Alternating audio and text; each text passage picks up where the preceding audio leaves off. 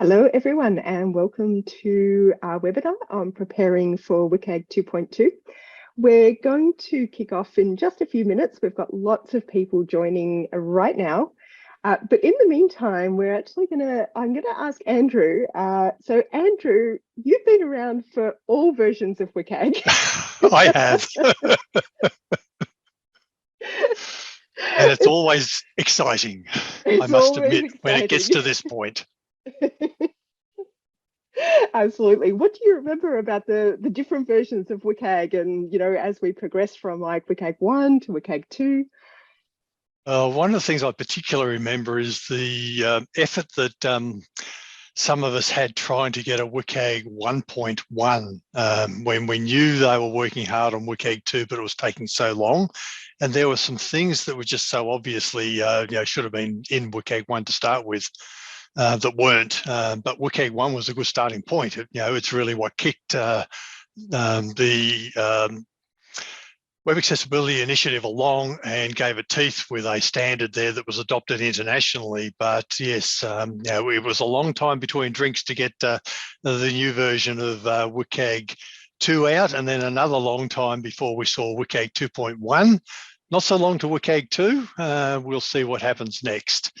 As we'll mention at the end, there are other things in the wings, but yeah.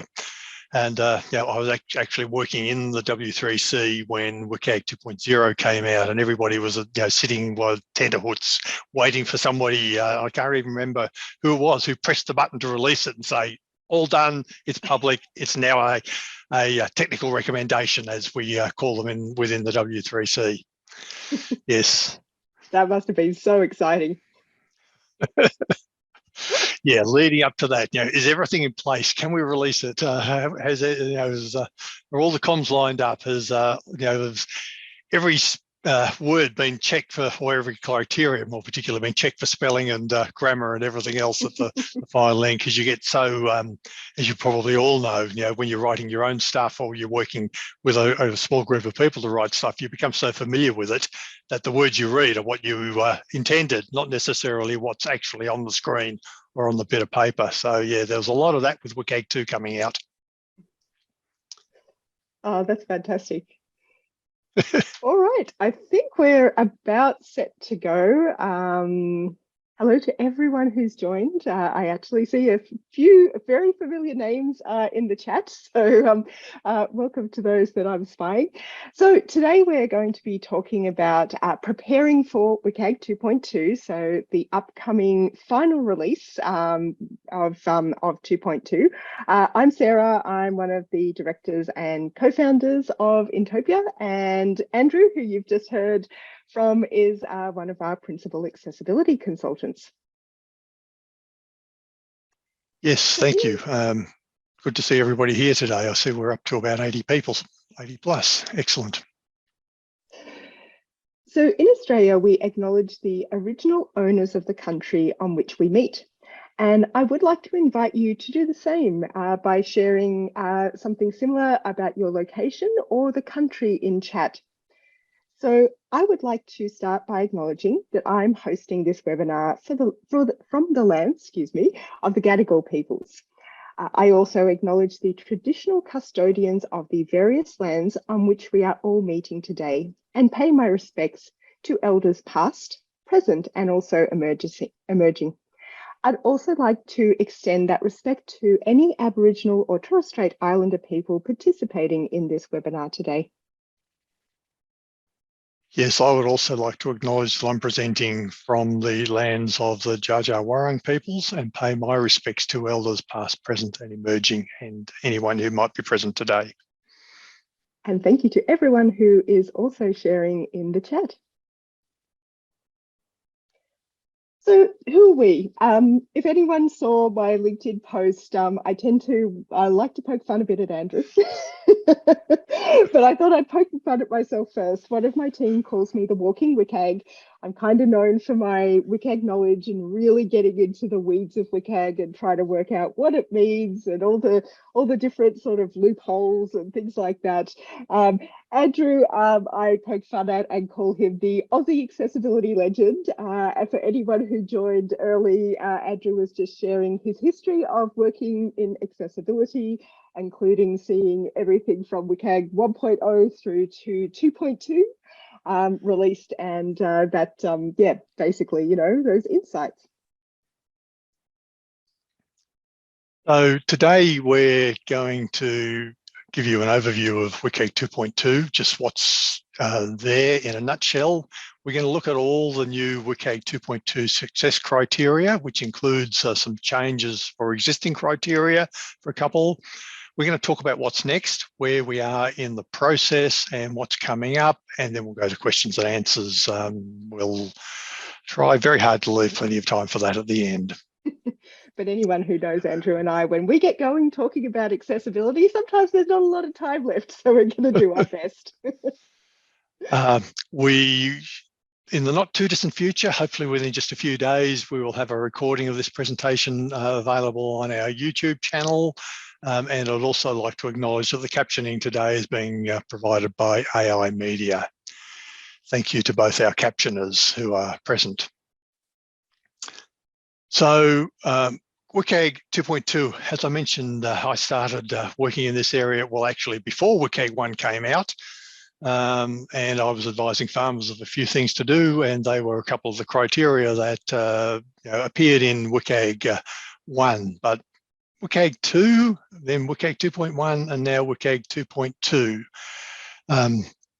If we look at where we are in the process, it came out as a candidate recommendation after much drafting and public releases of drafts by the working group for this.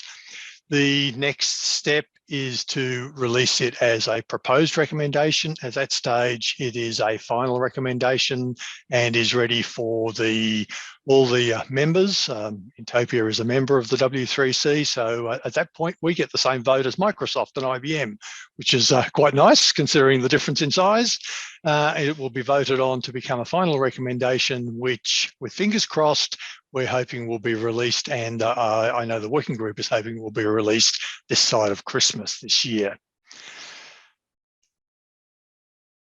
So what's new? We have 9 new success criteria, 2 at level A, 5 at level AA. They're the ones that we're going to talk about today. There's 2 at level AAA. We will talk briefly about those. And then there's 2 updated criteria, one which is a rename and one which has been moved from a level AA to a single A. So really from that point of view, those 2 updated success criteria won't have any impact on the work you're doing because everybody's trying to achieve AA. Yes, I hope you all agree.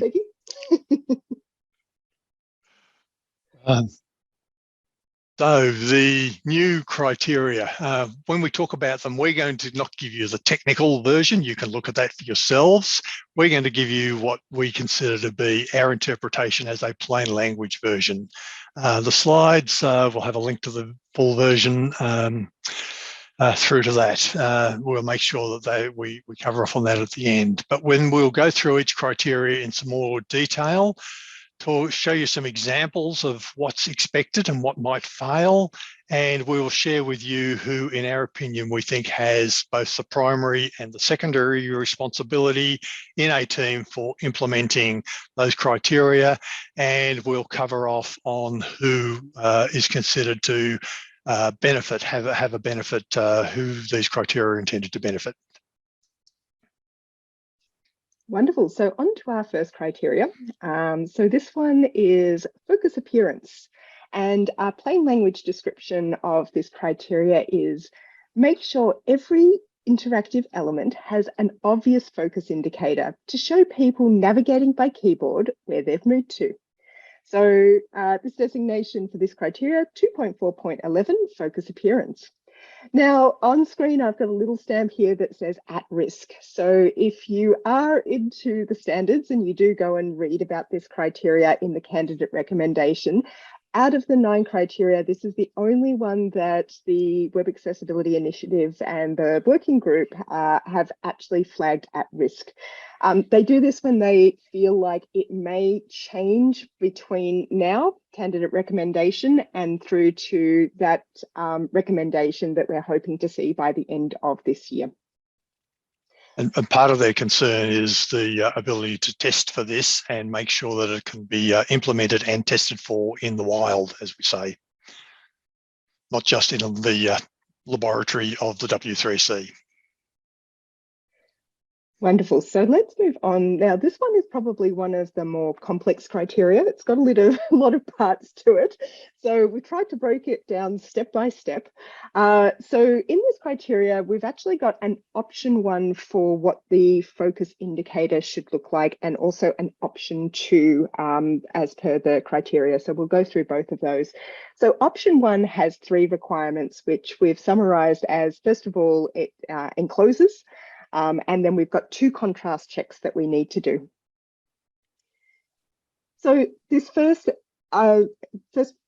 requirement of option 1 is encloses. And what this requirement is that the entire focus indicator, so when you're tabbing around with your keyboard, you'll often see a box around, you know, buttons or links or any sort of interactive element. That's your focus indicator. So we want the entire focus indicator to enclose the user interface component, i.e. the button or the checkbox or the link, or a subcomponent that is focused. So the example on screen is pretty straightforward. We have a teal colored button. It's got a label of next, and that is our unfocused state. So that's when I haven't tabbed to this button. When I do tab to the button, we have a focus indicator, which is a dark gray that encloses the entire button. So it surrounds the entire button. It's also got a little bit of, so it's not actually completely next to the button, so it's not on the teal. It's actually got a little bit of space between the button and the enclosed focus indicator. So really, that's all this criteria or this requirement is asking for, is that we've got that focus indicator that entirely wraps around the user interface component or the button. So our next example is, once again, same requirement of enclosures, but it shows how we can actually have that focus indicator, so that square box, but is actually sitting directly next to the outline of the button.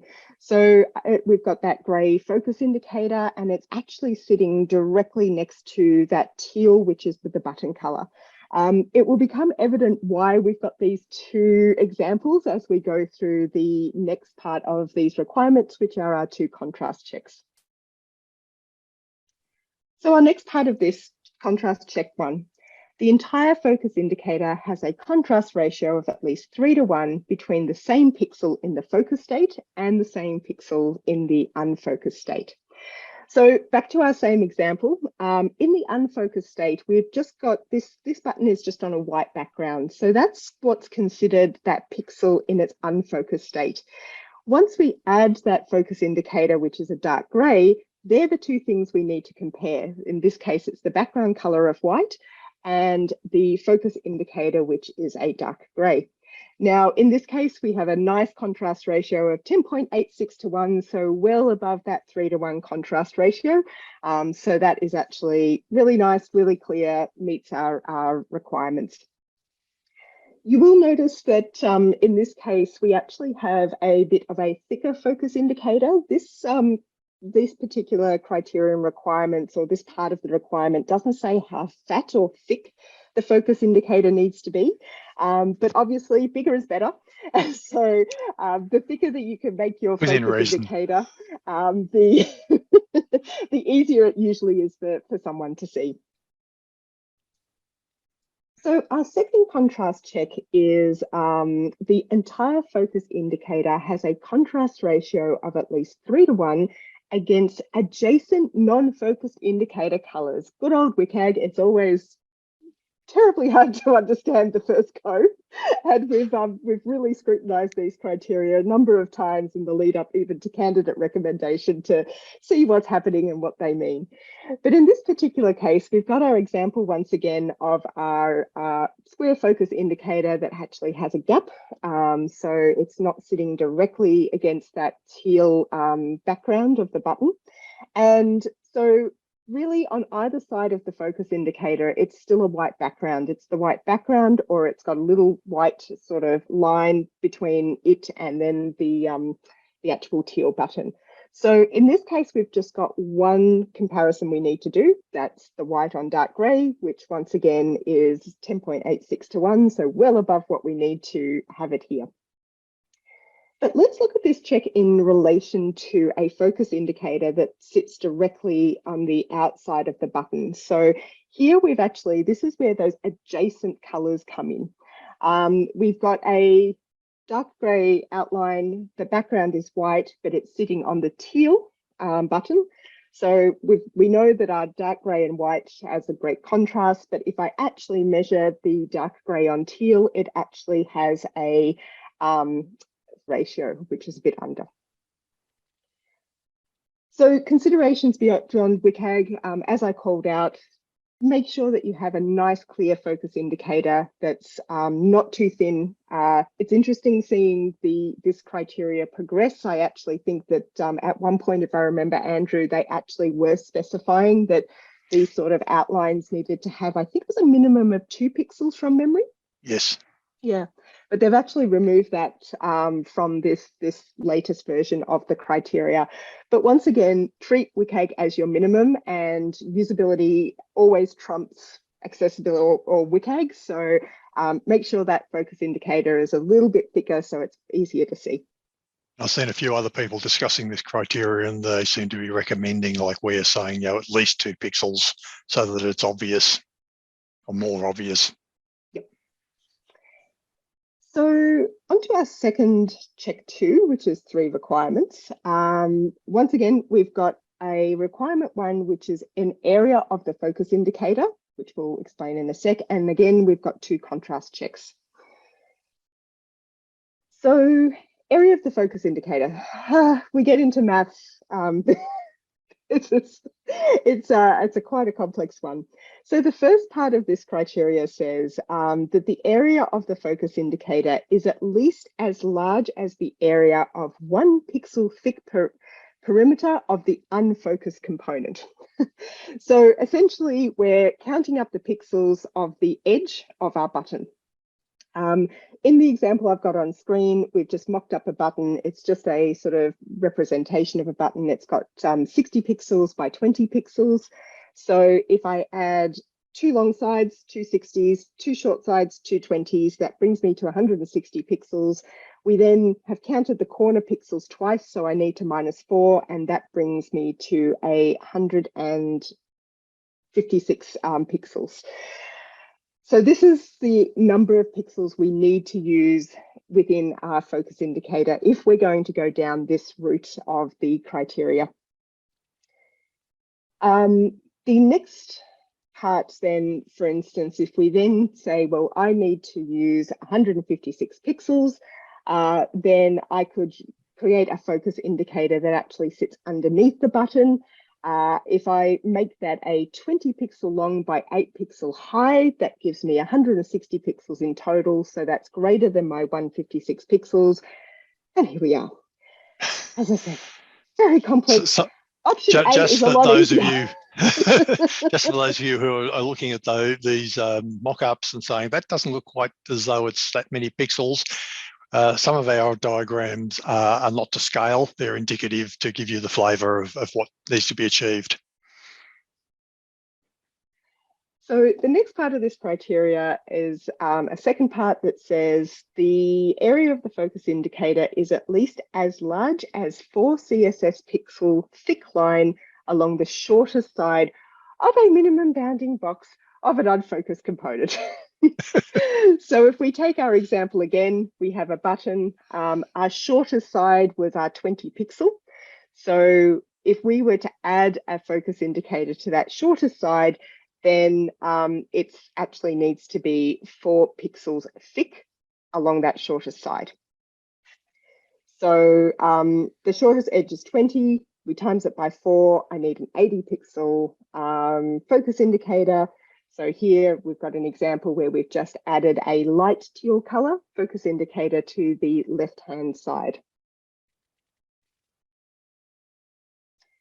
Our next contrast check, pretty much the same as our first one. The area of the focus indicator has a contrast ratio of at least 3:1 between the same pixels in the focused and also the unfocused state. So in this case, because my focus indicator is actually over where the teal button is, the unfocused state pixels are that dark teal button, the focus state are the light teal button, and if I actually measure those, they have a 4.05:1 contrast ratio, which is over our 3:1. But once again, our second check is about the contrast and making sure the contrast is at least 3:1 against adjacent non-focus indicator colors. So it also says that it should be no thinner than also 2 CSS pixels. So when I measure my light teal and dark teal, I've got that lovely ratio that's above 3:1. But if I measure my light teal or light blue against white, it's a very low contrast ratio of 1.24:1. So that second part of the criteria, that it's against the white, is not actually going to meet. So we've got a problem here. Honestly, option 1, I think, is both easier if you're testing. So, and also just delivers a better user experience. It's usually look, there's no hard and fast rules. Obviously, it's contextual. It does depend on the individual, but having a full bounding border for most focusable elements like buttons and links and form fields is usually just going to be a little bit more consistent and a little bit easier for people to see. Especially if you can sit that off the button or the element, so that you don't have to worry about 2 different ratios of color, just one. So primarily anybody who uses a keyboard is going to benefit from this, but especially keyboard users who might have limited or low vision and need to see more clearly where that focus has moved to, and people with memory or attention who also need to see clearly where they've moved to rather than be distracted if they're searching, okay, so where have I gone? I can't see where I've gone. So it's those combination of groups who are going to benefit most from this. But myself as a regular keyboard user and as well as a mouse user, I will benefit from this as well. So lots of situational types of points or temporary points. I broke my arm. I was using the keyboard a lot earlier in the year. And whose job is it? We think it is primarily designers' responsibility to design this. The engineer then needs to make sure that it is implemented correctly. Content, no. We've mentioned content because that's really part of the team. And we also say that somebody responsible for QA should be responsible for testing this and make sure that it's been implemented correctly. Not all teams have QA people directly involved with that responsibility, so responsibility for testing may be distributed across some of the other roles. All these criteria really come down to we hope you've got it right, and then you're testing at the end to make sure that you haven't slipped up somewhere. So we'll concentrate on mentioning whose primary role it is. And this is certainly one where if you have a GEL, a global experience language, or a design system, designing your focus indicators right and that's just applying them consistently across your product or products, that's going to be the most efficient way to get this right. Okay, so 2.4.12, focus not obscured minimum. Our interpretation, when someone tabs to an interactive element, the element is not completely hidden by other content, such as a sticky header or footer, or something that often floats around on a screen, such as a chatbot. So in essence, people need to be able to see where they've navigated to. So we need to make sure that we don't hide the element that they've tabbed to behind another element. That's really the essence of this one. So we found a quick example of this online. This is actually the Good Guys site. So I've got a short video here. It's just visual. It has no audio. When I hit play on this video, I'm tabbing through. We've got essentially two dishwashers on screen on the website. And as I tabbed through, I'll just play that again. So I tabbed through to compare to the dishwasher. I then tabbed and couldn't actually see anything that was in focus. And then I tabbed through the next dishwasher to the compare checkbox and the next dishwasher link, and once again tabbed again and wasn't really sure what was happening there. In the next example that I bring up, I've actually moved the full tile that's selling these dishwashers into view. And as I hit play, I'm going to tab through that compare checkbox, the name, but then you can see here that the read 396 reviews has now changed color to show focus, putting aside whether that's accessible or not. So in that first instance, you will actually see that we had a floating footer there, and that floating footer actually was covering up that read 396 reviews. So as I tabbed through, it was getting focus, but I could not see which element had focus unless I actually moved that screen, and that's what that second example shows. So this is a good example of a failure of this particular criteria. Beneficiaries are very similar. Anybody who's using a keyboard, obviously, but particularly somebody who might have limited vision or difficulty with memory or attention and needing to, be clearly able to see where they've moved to for this one. And then, we have the AA, which says the component is not entirely hidden. When we have a AAA, no part of the focus indicator is hidden, which really means no part of the component is hidden if we follow the recommendation of using a complete bounding box rather than just an underline or a bit on the side. So, in this case, this is one of those where we would say best practice is to adopt the AAA here. Because if you're adopting the AAA, well, then obviously you're adopting the AA, but the AAA is really going to make it easier for everybody. And why wouldn't you do that and make it easier for everybody at the end? The wording was a little bit odd because it implies that no part of the focus indicator is hidden rather than no part of the component.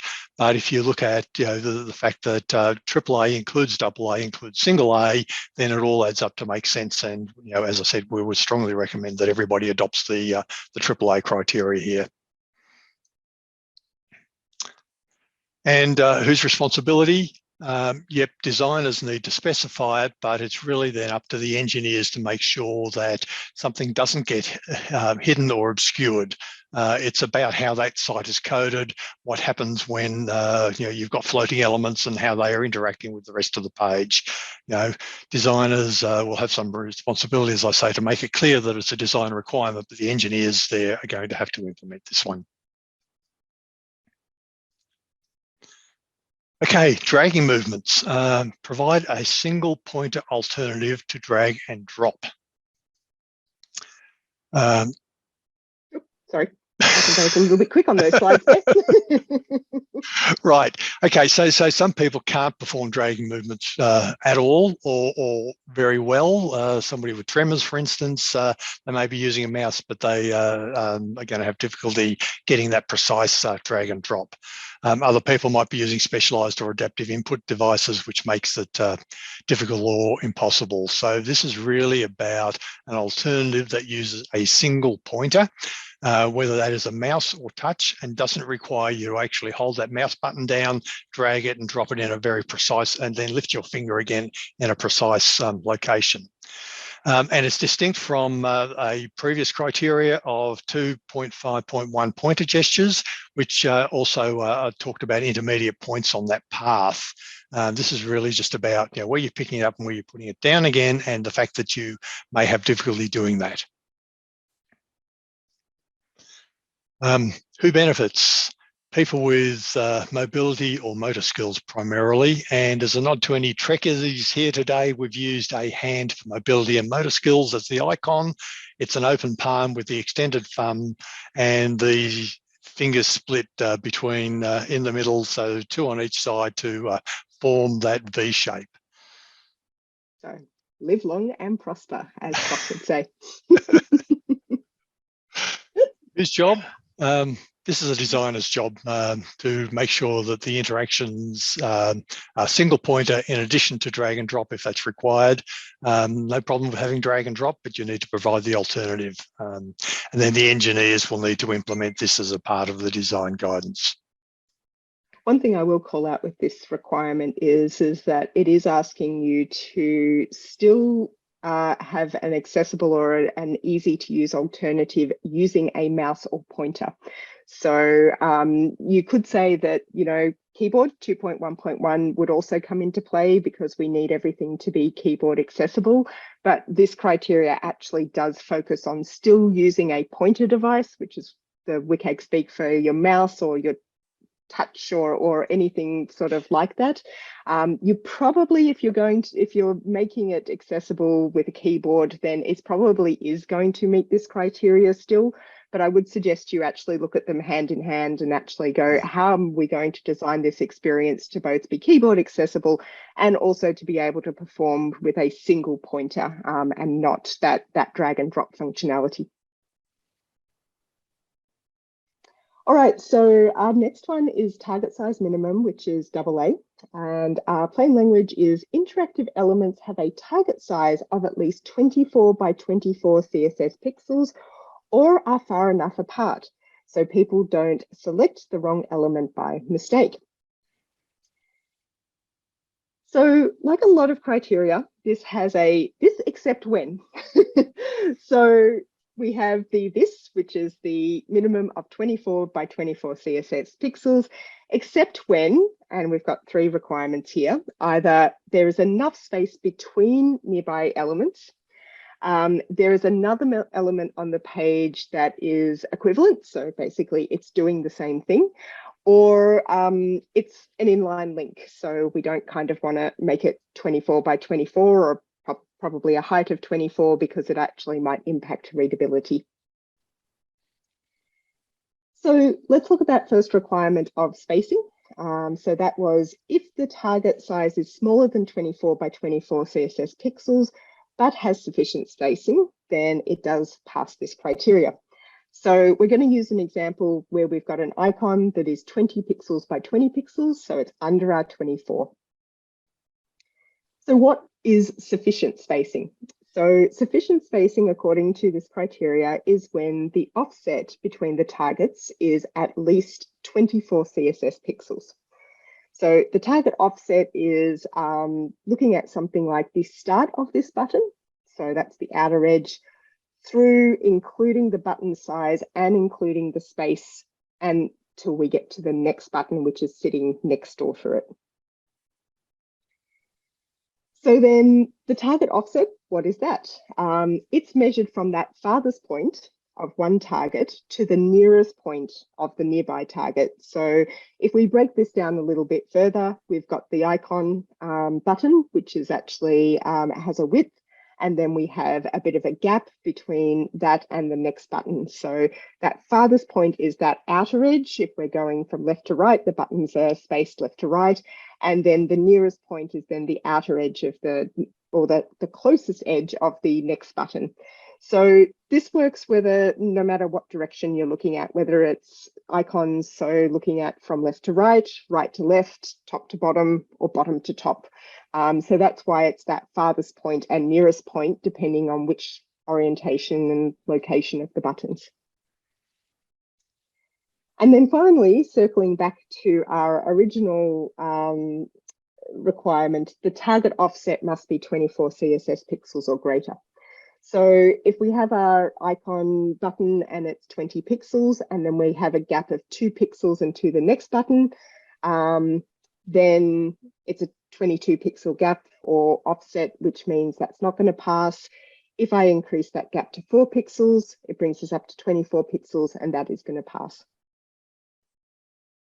Again, these aren't quite proportional, but they to give you the concept of what we're trying to achieve. So just to touch on those 2 other requirements, is if you have an equivalent. So let's say you've got 2 contact us links on the same page, not ideal practice, but let's say that you do, and one actually meets our target size here and one doesn't, then that's okay, because we've got one that actually meets the target size. And then once again, we've got that third sort of option, which is if the element is in line, like a link within a paragraph, then that's okay as well. We don't have to meet the 24 by 24 CSS pixel requirement. There are a few exceptions if you haven't modified the target size. So let's say you just use native HTML elements, you haven't touched them, you haven't changed them, then you don't have to worry about this criteria. Or the target size is essential. I would probably suggest, although there are reasons for maybe saying, you know, leave everything to the browser, don't modify the target size, most general users aren't going to know how to change the interface and make things bigger or that. So I actually think making your touch targets larger and customizing them essentially is the way to go. Yep, we'd always recommend doing that. So who's going to benefit from this? People with fine motor movement, people with mobility or motor skills, fairly obvious. People who are using a mobile device where the touch screen is the primary mode of interaction, which is more and more as these days. People are using a mouse, a stylus, or some other touch who might have mobility impairments such as hand tremors or arthritis. People using a device in environments where they're exposed to shaking, you know, on a ride at the fairground or on public transport, things like that. People who you know, have difficulty with fine motor movement. People who might be accessing the device with one hand, and so they're trying to use just one digit on that hand to reach around. And then people with large fingers, like the farmers I was working with back before I was thought I was doing accessibility, who are operating the device with you know, a large thumb, a large finger, just trying to tap it with a knuckle, and you know, and somebody's just typed into chat, or wearing gloves. Absolutely, all those types of actual disability, temporary disability, or situational disabilities. And then we do have a AAA, where we have a larger touch target size of 44 by 44 pixels. That was already a AAA. It is now called AAA Target Size Enhanced, to differentiate it from the touch target size of that's at the AA level. And so we have a relationship there between the 2 criteria. Interestingly, the AAA criteria is much more in line with the guidance that Google in their material design and Apple with their human interface guidelines provide. And really, you know, larger targets are going to allow people to use targets more easily. So we'd, again, this is one of the AAAs that we would strongly be recommending that you pick up over the AA requirement to give the best experience possible for everybody. You know, you need to closely look at, you know, if we do have a AAA and a AA that are closely related like these 2 are, do look seriously at the AAAs, because they are going to provide a much better usability experience for everybody. And don't just say, okay, we only need to meet AA, that's our standard for our organisation. Think about what is actually going to make the site, the application, the mobile app more usable. And again, generally the responsibility of designers with developers implementing the touch targets as per the designer's requirements. So, again, this one comes back to primarily the responsibility of the people doing the design for these types of things. And again, if you've got a library of components, then that means that this will be repeated across the whole site as you work through and bring things in like buttons. They should have defaults.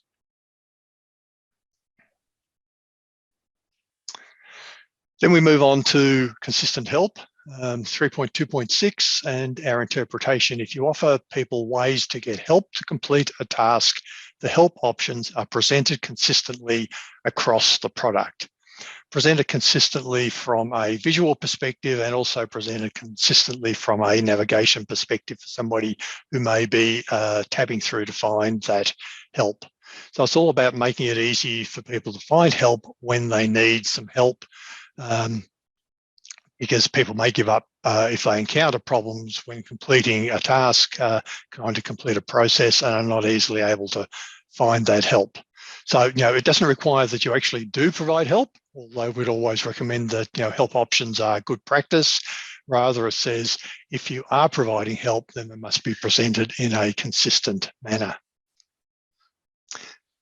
So help options might include human contact details, human contact options, phone numbers, email addresses, hours of operation if you're going to call a help centre, contact forms, a chat client, social media channels, self-help options such as FAQs or how do I, or what is required for a certain aspect of completing that task, various types of support pages, and then automated help might be a sophisticated chatbot. And we suggest that some different forms of helping people would be a useful thing to do. Again, as we say, it's not a requirement that you provide help, but again, in many circumstances, it's going to be a best practice to make sure that people can get right through that task or process. And we had a nod to the Trekkie fans. We now have a nod to the Marvel fans. So for anyone who is a Thor fan and knows about the scene where they play Loki and Thor play Get Help, that's why we've got a Loki image on the screen. It looks as though somebody picked that up. Yep. Yes. So what we're looking for is a consistent location for people with vision, so that's in the same place on the screen each time, and a consistent location for assistive technology users, those people who might be working specifically, those people who might be working linearly through the screen, and locating it in the same sequence of somebody who might be tapping through or working linearly through that screen. And then who benefits, particularly those with chronic fatigue or the processing just shuts down when they're overwhelmed with the process and what am I supposed to do here? What on earth are we being asked for? Everyone benefits actually when help options are in a consistent manner, but that group with cognitive issues are going to be especially helped. And likewise, as most of these new criteria, it's going to be the primary responsibility for the designer to make sure that those help options are presented consistently, and then the engineers make sure that they're implementing what the designer has specified. So we need to make sure for a lot of these that we've actually got a conversation going on between our design team and our engineer team to make sure that what's being designed is actually implemented properly. So our next one is accessible authentication, probably equally as complex as our focus appearance that we started with. So our plain language version is, don't make people use their memory, transcribe information that can't be copied or pasted, or solve a puzzle to authenticate themselves. Provide an accessible, easy to use and secure method. So first of all, this is what we need to understand is what is a cognitive function test, which is a term that is used within this criteria. And according to the WCAG glossary, it actually says a task that requires the user to remember, manipulate, or transcribe information. So a few examples of this: memorization is remembering information like your username or password. They do call out that remembering common sort of personal details like your name, email address, and phone number are not considered a memory function. But anything that's not a personal detail like that is considered memorization. Transcription, which probably you've all encountered, where you get like an SMS code and you actually have to transcribe the code, or a CAPTCHA is another good example there. Performing any sort of calculations. So if you've got a what's 1 + 1 type of test, and solving puzzles, which we actually found, my colleague Claire found an interesting one on TikTok, which it's an actual picture and it's got one puzzle piece out of that picture. You actually have to use a slider to put that puzzle piece in line with where it's missing, and that is your puzzle test. So obviously very difficult one to do. So if you are using something that's considered a cognitive function alternative, once again, we've got 4 different things that we can do. We can provide an alternate method. We can provide a mechanism to help someone to complete this task. We can also provide an alternative, which is recognizing objects or recognizing personal content. So an alternative that doesn't require a cognitive test is providing a QR code. And this is if you want to use WhatsApp on your laptop, then you can set that up, and then you can use WhatsApp on your mobile device to scan in that, and the two talk to each other, and job done. Although people who might have mobility issues are going to have to hold that mobile device over that, and people who are blind or might have low vision, again, they've got to know where that QR code is to point their device at. So there still could be difficulties, but that is one type of alternative that seems to fit the bill.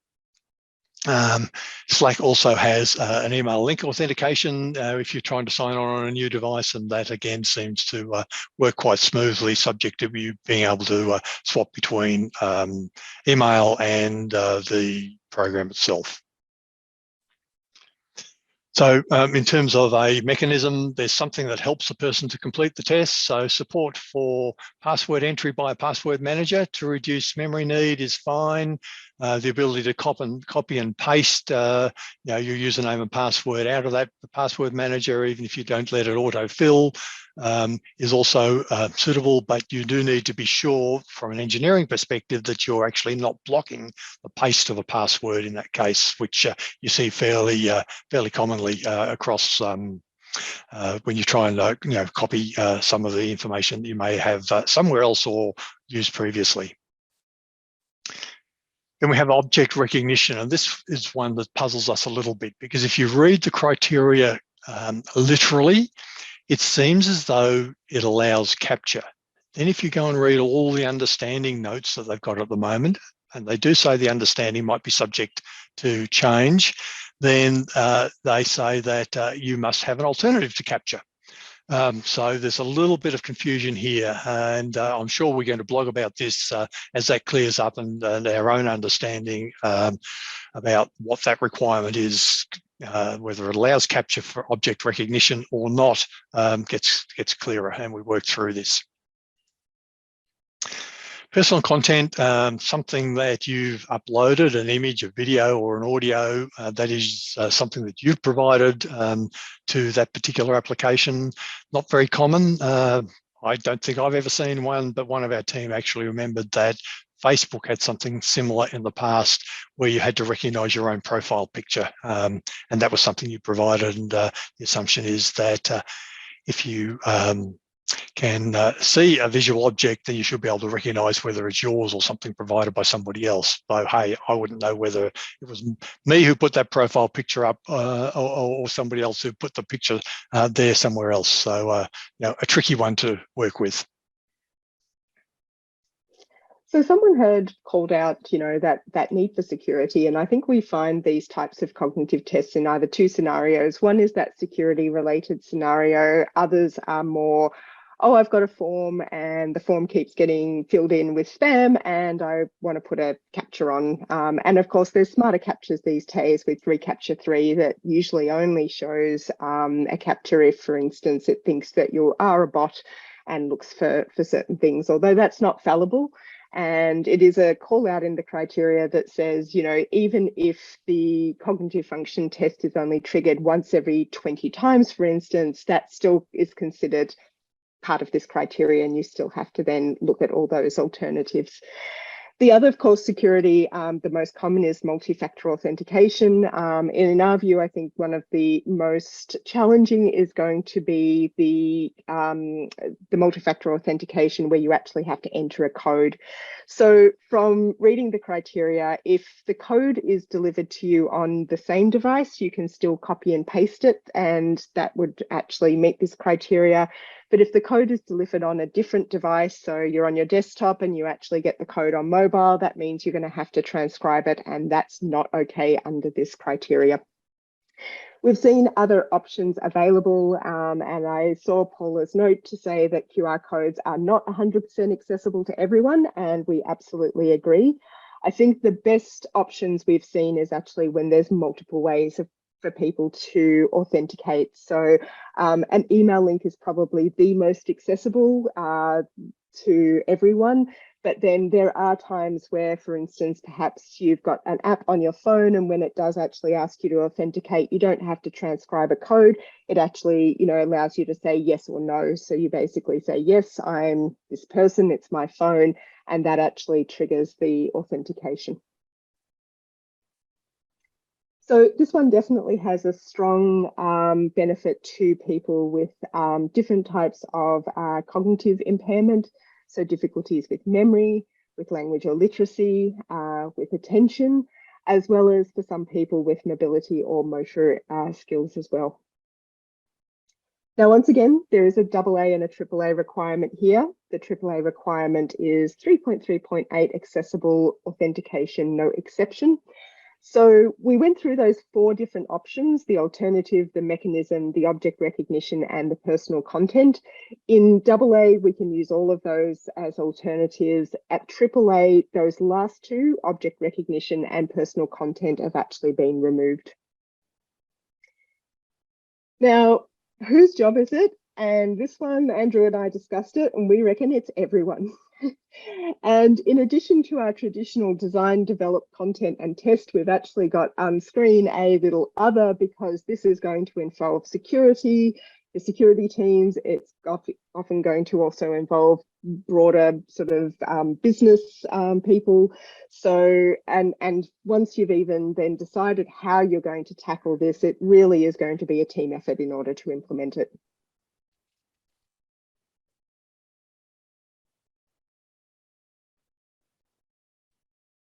So our next one is redundant entry, which is a level 8. Over to you, Andrew. Yep, and our interpretation of this is people shouldn't have to re-enter information they've already provided while they're completing a task. Sounds fairly obvious, but what do we mean here? It doesn't apply if you close a session or navigate away from a session. It is while you are undertaking that task there and then. So if you close your browser or the tab in the middle of completing a task, or you navigate away to somewhere and come back later, then it doesn't apply. So it's while you're completing that task rather than when you go off and do something else. It also doesn't apply if there's a criteria risk, and it doesn't require you to be able to save and continue a long multi-step process. So if you've already logged in and you want to do a save and continue, that's a really good thing to do, but it's not a requirement of this. It's while you're actually in the middle of the task that this one applies. And there's a number of exemptions to this criteria. Most relevant being that if information is required to ensure the security of content, an example might be stopping a user from copying a password into another field, for instance. Ways to do this: auto-populate. So, a checkbox is provided that allows you to specify that your billing address is the same as your delivery address. So, you can select from a drop-down to do that. You might be able to opt in and copy that information to say, yes, we don't need to re-enter that information. So, that's fairly common on a online shopping area, billing address, and delivery address. And so you can say, okay, billing address is the same as my delivery address. I don't really need to retype any of that. So that's probably the most common example where we see it being done in the wild.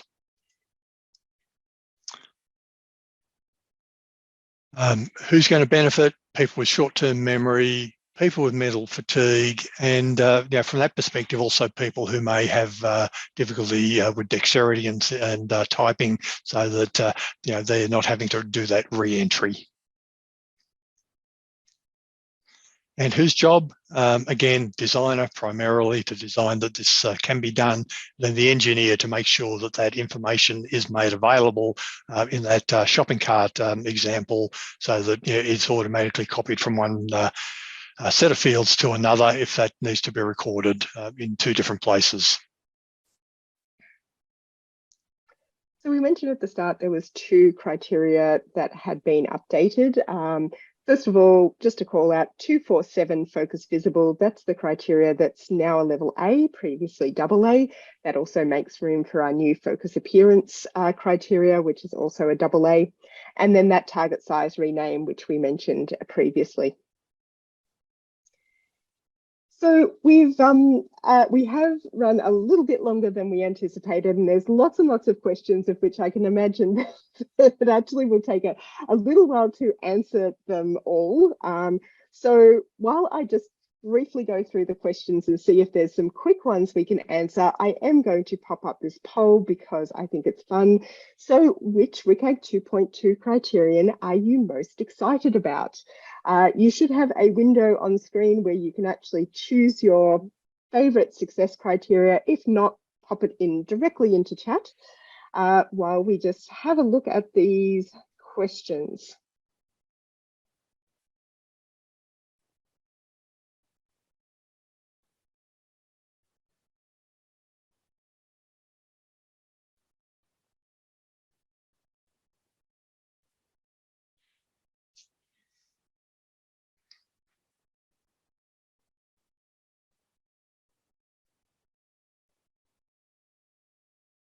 Okay, just picking up the last one while people are just completing that.